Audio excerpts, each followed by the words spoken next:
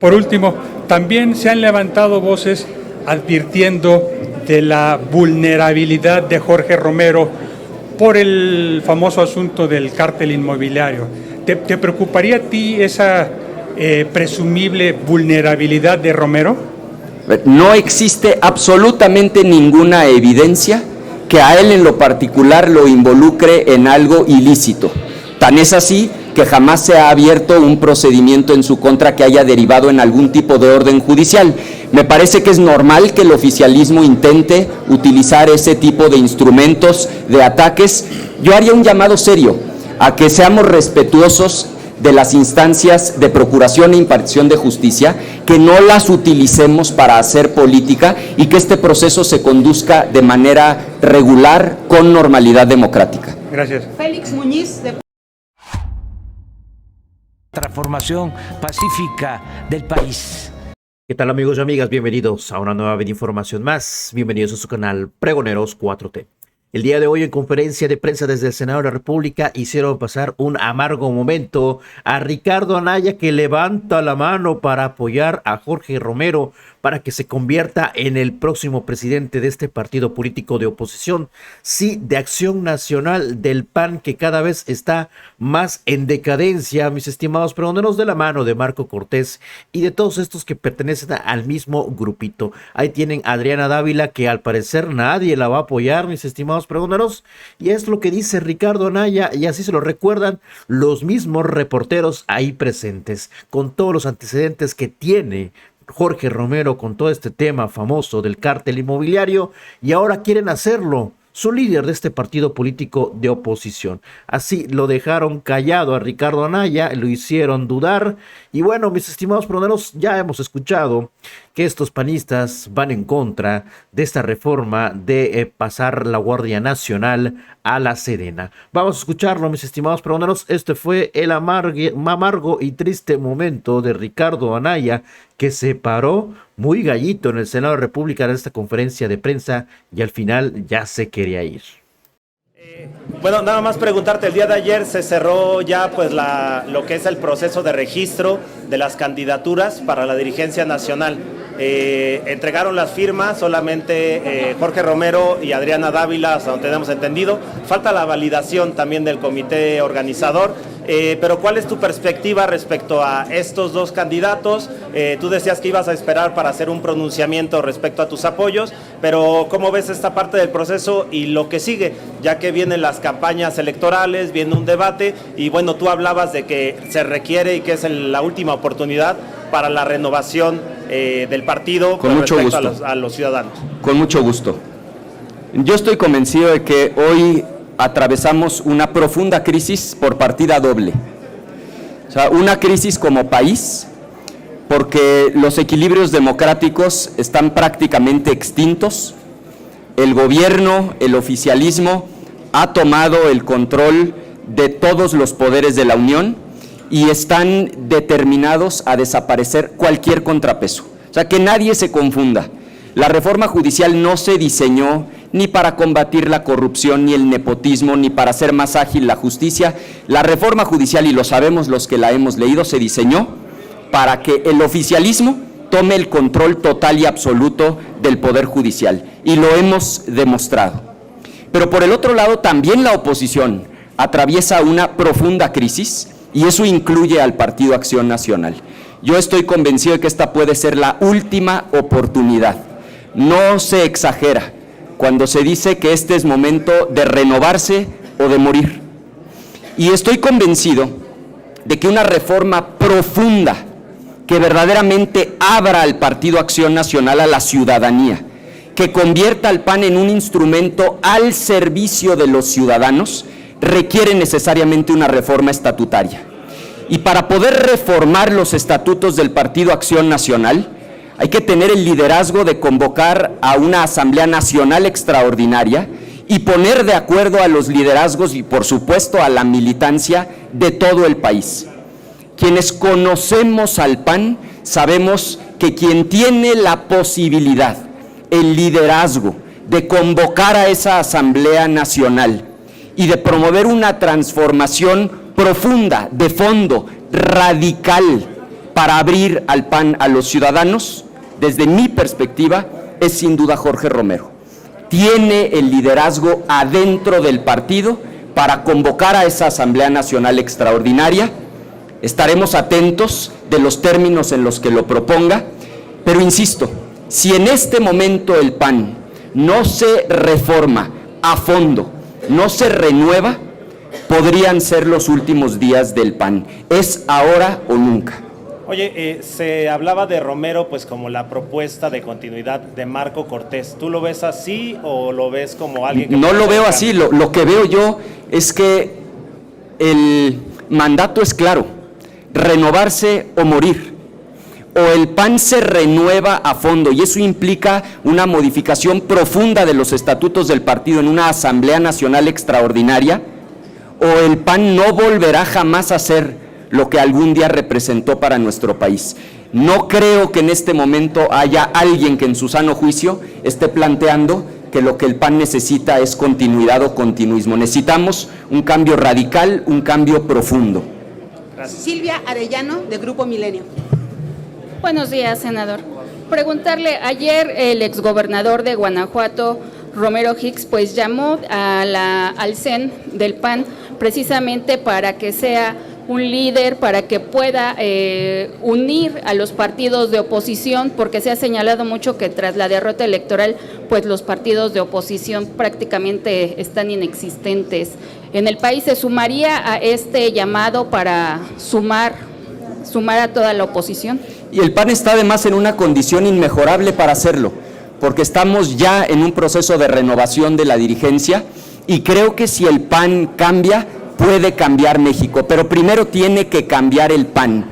Y el PAN tiene que volver a ganarse la confianza de los ciudadanos con hechos para entonces sí poderse presentar como una alternativa. Lo hemos dicho y lo reiteramos, nosotros más que a oponer, aspiramos a proponer que cuando llegue la elección de 2027, la gente vea al PAN como una alternativa distinta, con planteamientos distintos y distinguibles, como una opción de cambio profundo, y para eso nos vamos a tener que ganar con hechos la confianza de la gente.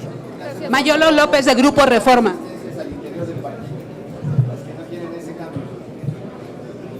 Respondo si quieren esta y después Mayolo. Siempre va a haber resistencia al cambio y por supuesto que hay resistencia al cambio al interior de Acción Nacional, pero es que en este momento la circunstancia lo exige. O el PAN se renueva de manera radical y se abre a la ciudadanía y se convierte en un instrumento al servicio de los ciudadanos, o el PAN no va a contar la historia el día de mañana. Sí, Mayolo. Ok, gracias, Ricardo. Luego entonces, tu gallo es Jorge. Yo lo que te digo, Mayolo, es, uno, reconozco el momento crítico por el que pasa el país, la oposición y el Partido Acción Nacional. Y estoy convencido de que entre las candidaturas que se han presentado, quien tiene la posibilidad real, y tú has estado ahí, de abrir y de cerrar una Asamblea Nacional Extraordinaria con éxito para reformar a fondo al partido, es él. Lo creo con convicción. Ya. En el curso de los últimos días ha habido varias voces que han sugerido que se nombre a una presidencia interina y se posponga la elección. ¿Tú eres partidario de este escenario? Yo soy partidario de que nos atengamos a las reglas que ya están previamente establecidas. Es la única manera en la que puede haber orden, porque de otra forma, pues el límite se vuelve la creatividad humana. Todos podríamos tener una idea, una propuesta, pero al final lo que nos permite funcionar de manera civilizada a los humanos, no solo a los panistas, son las normas. La norma está establecida, hay un plazo de registro que se cerró, hay candidatos registrados, habrá campañas, habrá debates, habrá una votación y habrá una nueva dirigencia. Me parece que más bien lo que toca ahora es exigirle a la nueva dirigencia que ese cambio profundo se materialice en los hechos. Eso es lo que creo es viable, realizable y posible. Por último, también se han levantado voces advirtiendo de la vulnerabilidad de Jorge Romero por el famoso asunto del cártel inmobiliario. ¿Te preocuparía a ti esa presumible vulnerabilidad de Romero? No existe absolutamente ninguna evidencia que a él en lo particular lo involucre en algo ilícito. Tan es así que jamás se ha abierto un procedimiento en su contra que haya derivado en algún tipo de orden judicial. Me parece que es normal que el oficialismo intente utilizar ese tipo de instrumentos, de ataques.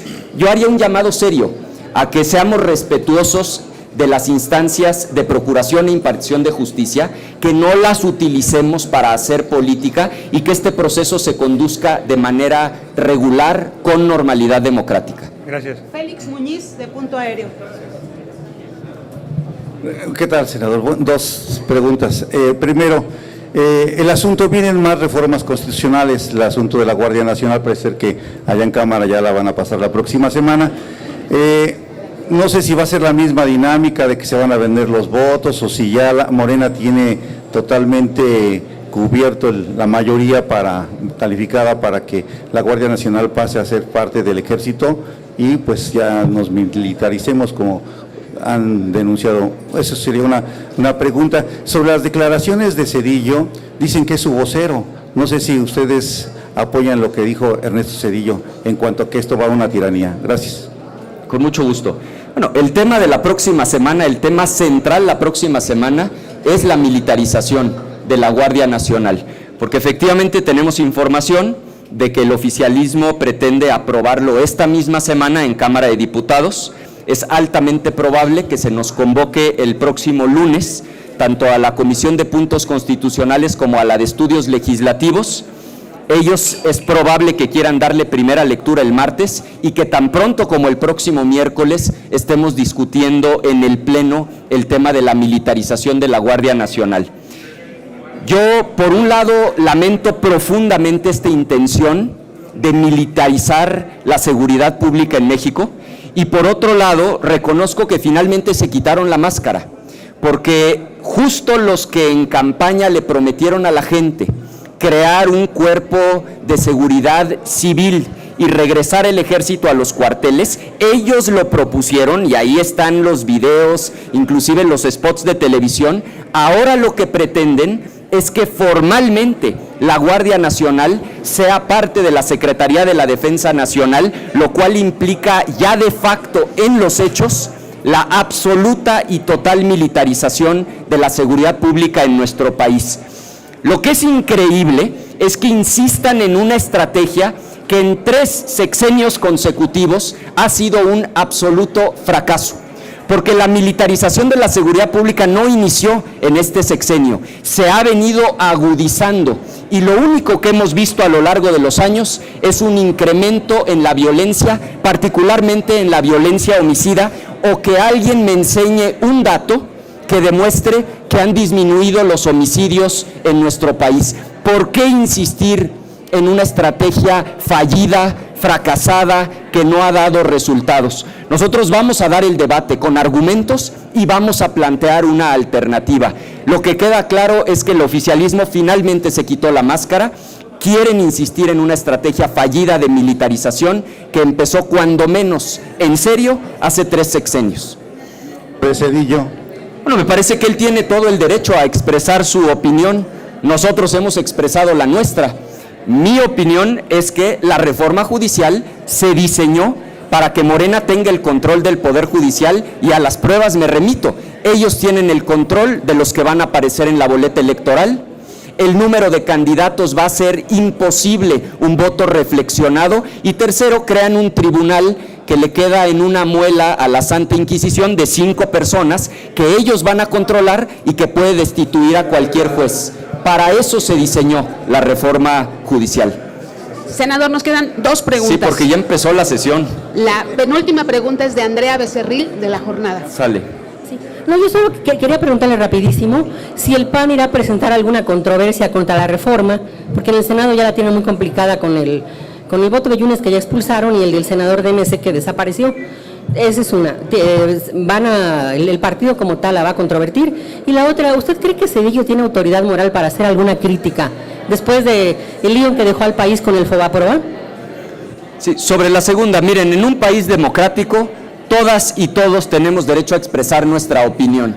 Me parece que negarle a alguien su derecho a expresar su opinión sobre un asunto que es de interés público, pues es lo más antidemocrático y lo más autoritario que se pueda plantear en una democracia, así como sus detractores también están en todo su derecho de plantear su balance y su análisis sobre el sexenio que él estuvo al frente de la presidencia de la República. Es decir, viva la libertad de expresión, no le nieguen a un ciudadano su derecho a expresarse y tampoco le neguemos a sus adversarios políticos el derecho a expresar su opinión sobre los saldos de su mandato. Me parece que tenemos que estar abiertos a la crítica. Y la posible controversia del PAN. el partido lo va a anunciar en estos días. Existen muchas vías, tanto la acción de inconstitucionalidad, la controversia constitucional. Ahora en la reunión previa se estuvo discutiendo y el partido va a hacer un anuncio formal sobre las acciones que se van a presentar desde la perspectiva legal.